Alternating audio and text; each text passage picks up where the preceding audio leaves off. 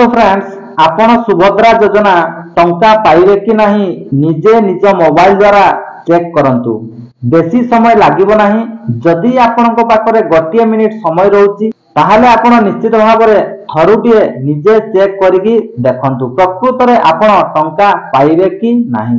आपण कोन करिवे सर्वप्रथम जे कोनसी गोटे ब्राउजर को ओपन करंतु। ओपन कला परे आपण कोन करिवे ना सेठारे माय आधार रो ऑफिशियल वेबसाइट को विजिट करंतु। विजिट कला परे देखि पारुतबे एही परि भाबरे पेज टी ओपन हबो। ओपन हला परे देखंतु सेटारे बहुत सारा आपनकर ऑप्शन रहउची जेमिति कि देखंतु डॉक्यूमेंट अपडेट तापर रहउची देखंतु डाउनलोड आधार कार्ड वेरीफाई ईमेल और मोबाइल तापर देखंतु रहउची बैंक सीडिंग स्टेटस। तो आपण कोन करिवे ना बैंक सीडिंग स्टेटस ऊपर जस्ट क्लिक करंतु। क्लिक कला परे देखंतु सेठारे आपनकर आधार नंबर टाइप करिवे।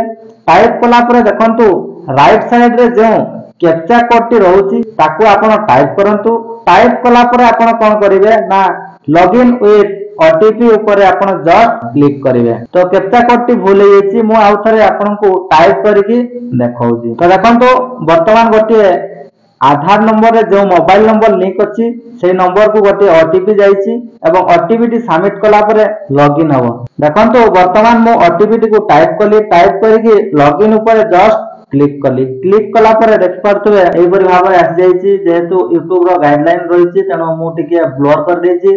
तो देखंतु मोर अकाउंट रो लास्ट 4टी नंबर आसी जाईची एवं तापर देखंतु bank seeding status T show करूची। देखंतु मोर एक्टिव अछि जेहेतु ग्रीन चिन्ह रे राइट चिन्ह आछि। ता जदि आपनकर इनएक्टिव थिबो तारे देखंतु रेड कलर रे आपनकर छकी चिन्ह आसीबो।